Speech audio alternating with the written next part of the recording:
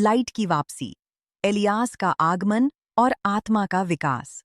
जब शिष्यों ने यीशु से एलियास के आने के बारे में पूछा, तो उन्होंने उत्तर दिया, एलियास पहले ही आ चुका है और उन्होंने उसे पहचाना नहीं। इन शब्दों के साथ मास्टर ने आध्यात्मिक कानून के सबसे गहरे स्तंभों में से एक का खुलासा किया, पुनर्जन्म। एलियास ने नए युग के पूर्ववर्ती योहन बपतिस्मा के रूप में वापसी की थी। आत्मा ऊर्जा की तरह नष्ट नहीं होती, यह केवल अपनी मिशन को जारी रखने के लिए रूप बदलती है। एलन कार्डिक अपनी पुस्तक ए जेनेसिस में बताते हैं कि एलियास का आगमन जीवन और आध्यात्मिक पहचान की निरंतरता की पुष्टि है, जो लगातार अस्तित्वों के माध्यम से होती है। पुनर्जन्म का कानून एक प्रतीकात्मक विश्वास नहीं है, यह एक प्राकृतिक कानून है जो भौतिकी के कानूनों की तरह सटीक और सामंजस्यपूर्ण है। क्लासिकल भौतिकी में हम सीखते हैं कि कुछ भी नहीं खोता, पदार्थ केवल रूपांतरित होता है।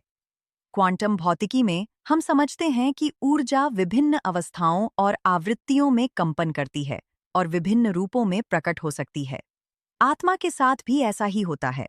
यह शरीर, समय और वातावरण बदलती है, लेकिन इसकी सार एसेंस वही रहती है।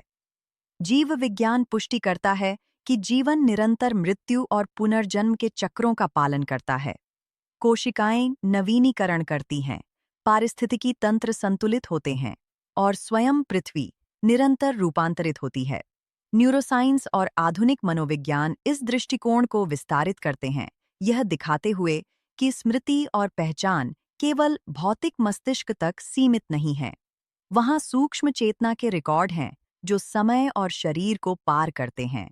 एक अमूर्त विरासत जो यह प्रतिध्वनित करती है कि आत्मवाद ने हमेशा सिखाया है, हम मानव अनुभव में आध्यात्मिक प्राणी हैं।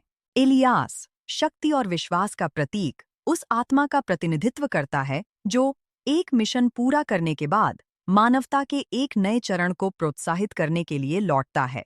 योहन बपतिस्ता जैसे कि उसकी पुनर्जन्म वह आवाज था जिसने रेगिस्तान में पुकारा, मसीह के लिए रास्ता तैयार किया। हर युग में मिशनरी आत्माएं पृथ्वी पर आती हैं ताकि नई रोशनी के मार्ग खोल सकें। आज 21वीं सदी में एलियास का आगमन प्रतीकात्मक रूप से दोहराया जाता है। हर एक जागृत मन जो आध्यात्मिक सत्य के लिए जागता है, एक पूर्व जन्म लेता है। हर आत्मा जो विज्ञान और आध्यात्मिकता को एकजुट करने का प्रयास करती है, योहन बपतिस्ता के मिशन की वारिस बन जाती है। दुनिया को दिव्य कानूनों को तर्क की दृष्टि से समझने के लिए तैयार करना, जैसे ब्रह्मांड तारे और आकाश गंगाओं को नवीनीकरण करता है, जीवन चेतनाओं को नवीनीकरण करता है। आत्मा पीछे नहीं हटती, यह सीखने के सर्पिल में आगे बढ़ती है, हर अस्तित्व में ऊंचा उठती है। और जब मनुष्य समझेगा कि पुनर्जन्म प्रगति की दिव्य शिक्षा है, तब एलियास का आगमन केवल एक स्मृति नहीं होगा, यह हम में से प्रत्येक में एक जीवित वास्तविकता होगी। क्योंकि हर बार जब एक चेतना सेवा करने के लिए जागती है, एलियास पुनर्जन्म लेता है। और यदि यह संदेश आपको छू गया है, तो इसे साझा करें। पृथ्वी पर पहले से ही चमक रही नई रोशनी का एक पूर्ववर्ती बने।